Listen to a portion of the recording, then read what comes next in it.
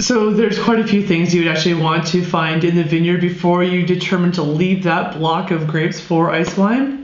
So one is make sure that it's easily accessible, because you could be having up to 100 people to come and work in that vineyard to harvest the grapes. We also want to make sure that it has a good cropping potential as well, that there's quite an expense of netting the vines to make sure the birds don't eat it, and then rolling them up afterwards as well. So if there's not a heavy crop out there, it's not worth going to that expense.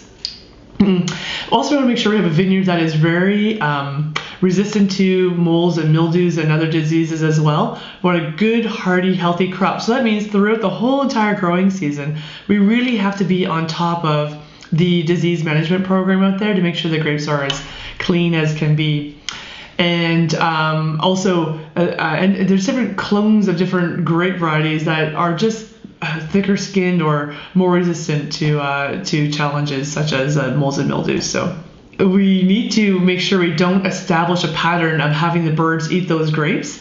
So right from the point where the leaves start to senesce, when they start to die, we want to go out and cover the vines with the bird netting. Even we have to determine early as well how we're even going to harvest those grapes, because if we're going to harvest them by hand, then we'll want to use a finer bird netting, which will actually kind of help prevent any dehydration of the berries as well.